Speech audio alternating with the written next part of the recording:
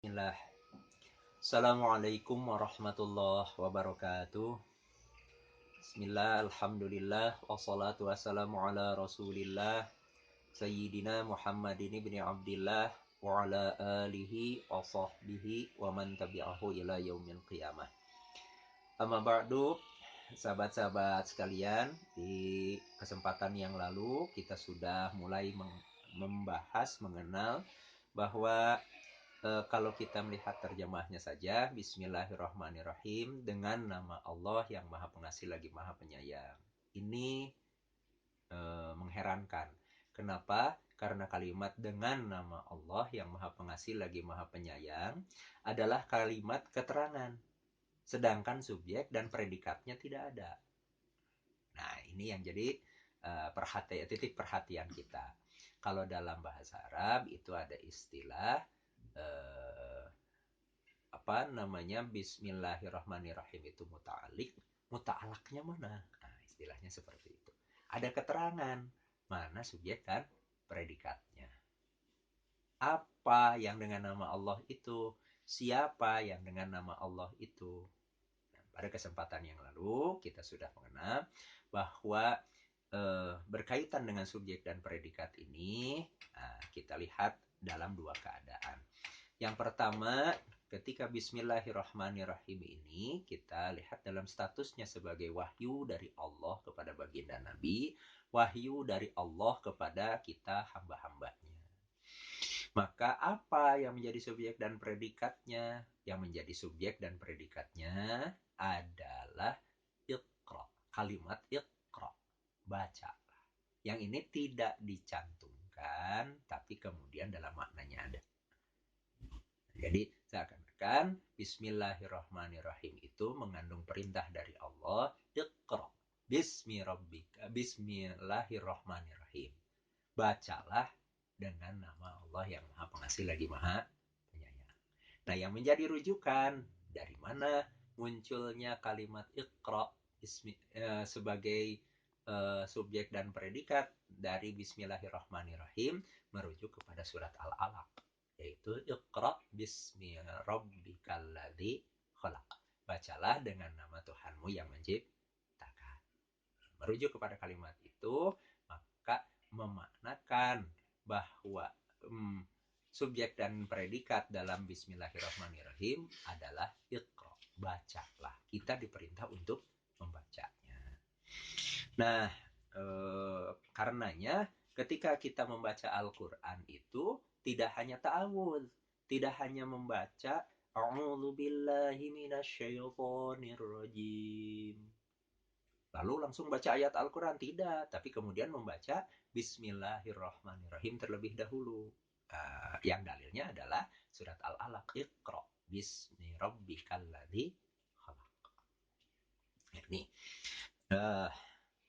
dan kemudian ini berkaitan dengan kalimat kitab yang kita pegang sebagai wahyu Allah itu kita sebut dengan Al-Quran, yang asal katanya berarti bacaan. Maka pas di awal dari Al-Quran itu ada perintah Iqra, bacalah. Nah, Al-Quran Bismillahirrahmanirrahim, dengan nama Allah. Nah, jadi dari posisinya sebagai wahyu, Bismillahirrahmanirrahim ini berkaitan dengan adanya perintah dari Allah Subhanahu wa Ta'ala untuk membaca Iqra. Kemudian, ketika Bismillahirrahmanirrahim ini berada pada posisi kita membacanya, kita sedang membaca. Nah, maka subjek dan predikatnya apa? Subjek dan predikatnya adalah aqra'u, saya membaca. Nah, seakan-akan Allah memberikan perintah, Iqra bismillahirrahmanirrahim, bacalah Bismillahirrahmanirrahim. Kita menjawab perintah Allah itu dengan Bismillahirrahmanirrahim, dengan nama Allah yang Maha Pengasih lagi Maha Penyayang, aqra'u, saya membaca.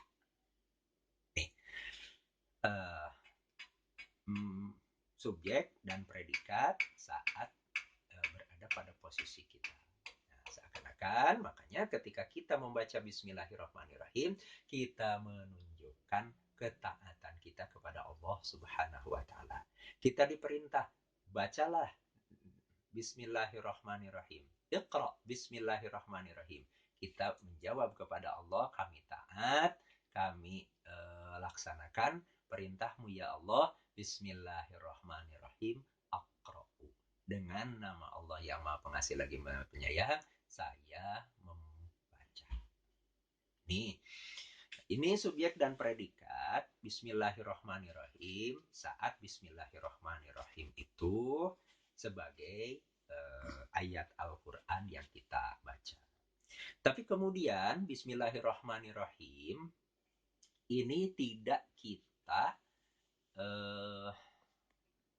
bacakan hanya pada saat ketika kita hendak membaca Al-Quran.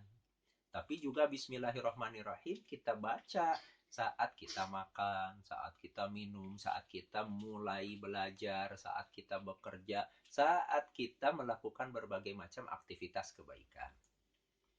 Nah, disinilah ada rahasianya. Kenapa subjek dan predikat dari Bismillahirrahmanirrahim itu tidak dituliskan secara khusus? Nah, karena apa? Akan berkaitan dengan aktivitas kita, akan berkaitan dengan amal kita, akan berkaitan dengan perbuatan kita. Nah, maka ketika kita makan, subjek dan predikatnya adalah Bismillahirrahmanirrahim, saya makan. Ketika kita minum, Bismillahirrahmanirrahim, saya minum. Ketika kita belajar, Bismillahirrahmanirrahim, saya belajar. Ketika kita itu bekerja, Bismillahirrahmanirrahim, saya bekerja. Nah, ini kenapa subjek dan predikat dari Bismillahirrahmanirrahim itu tidak secara khusus dituliskan. Berkaitan dengan memberikan ruang yang terbuka agar semua amal kita bisa kemudian kita lakukan dengan Bismillahirrahmanirrahim tanpa terbatasi karena ada satu teks yang khusus sudah dituliskan. Nih. Dan berkaitan dengan subjek dan predikatnya ini, sebagian ulama menyampaikan bahwa seyogianya subjek dan predikat ini itu dihadirkan di hati kita saat membaca Bismillahirrahmanirrahim, saat kita mengucapkan Bismillahirrahmanirrahim sesuai dengan aktivitas kita. Jadi kalau orang Sunda bilangnya dikeretegeun dina hati. Di Bismillahirrahmanirrahim. Di dalam hati itu saya makan.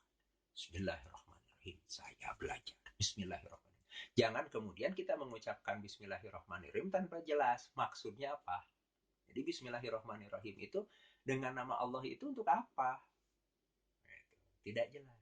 Nah, di sini salah satu yang penting yang mungkin beberapa waktu yang lalu ini terlewat dalam amal kita.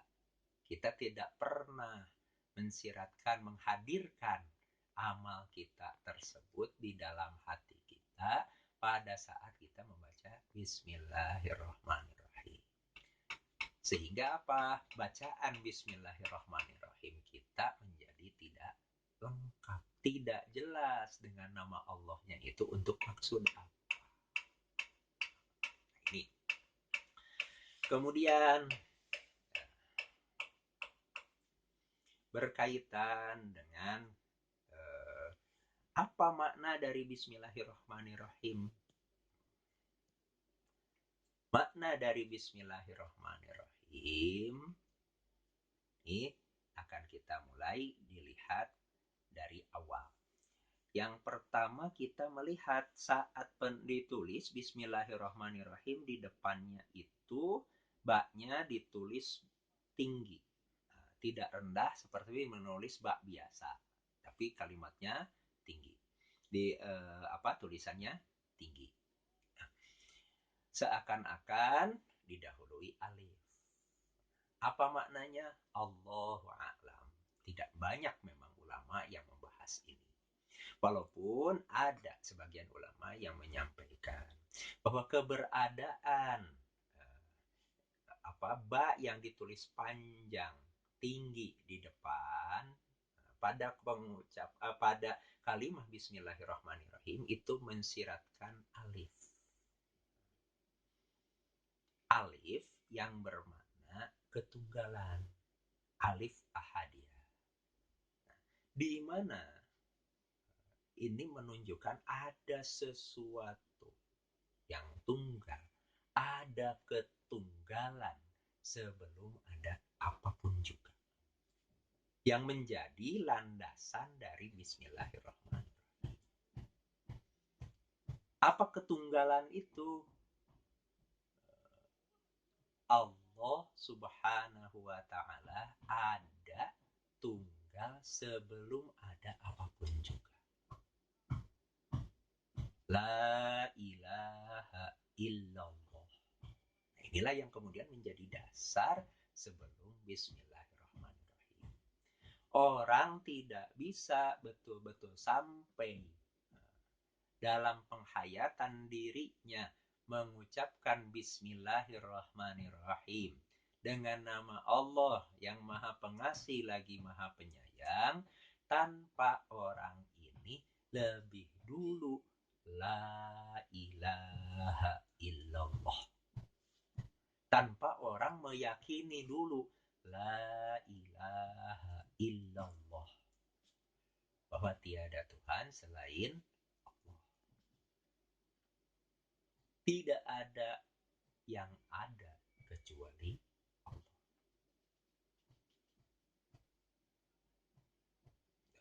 Nah, karenanya kemudian sebelum memasuki Bismillahirrahmanirrahim dengan benar, kita harus memasuki la ilaha illallah dengan benar. Bahwa tidak ada eksistensi apapun pada hakikatnya kecuali eksistensi Allah. Tidak ada keberadaan kecuali keberadaan Allah. Maka untuk sampai kepada Bismillahirrahmanirrahim yang hakiki, kita harus meniadakan berbagai macam eksistensi kecuali eksistensi Allah subhanahu wa ta'ala. Termasuk eksistensi diri kita sendiri. Ulah ngaku-ngaku diri ayah, jangan kita mengaku-ngaku keberadaan diri, kehebatan diri, kekuasaan diri, kemuliaan diri, kebisaan diri kita. Tidak, semua itu tidak ada. Yang ada adalah Allah. Satu-satunya. Yang ada adalah Allah. Tunggal. Ini titik dasar sebelum masuk kepada Bismillahirrahmanirrahim. Yang ini diisyaratkan dengan ditulisnya ba dengan tinggi, yang itu seakan-akan alif, yang menunjukkan kepada alif ketunggalan, alif ahadiyah, la ilaha illallah, adanya Allah tunggal sebelum adanya sesuatu. Karenanya kemudian kalau orang sudah sampai kepada ini, sikap dirinya adalah la haula wala quwata illa billahil aliyyil azim. Tidak ada daya upaya dan kekuatan kecuali dengan pertolongan Allah. Karena itulah kemudian nanti terlontar dari dirinya kemurnian Bismillahirrahmanirrahim. Semua yang dia lakukan itu dengan nama Allah. Karena dirinya memang gak bisa apa-apa. Bahkan kemudian ya dirinya tidak ada eksistensi apapun dirinya. Semua itu harus dengan nama Allah. Ini alif ahadiyah yang menjadi fondasi dasar dari Bismillahirrahmanirrahim. Nah, dari itu barulah muncul bi yang ini berbicara tentang penciptaan yang para ulama menyampaikannya bikana makana wabi yakunu ma yakunu. Apa maknanya? Insya Allah pada kesempatan yang selanjutnya kita bahas berkaitan dengan makna bi pada Bismillahirrahmanirrahim. Semoga berkah dan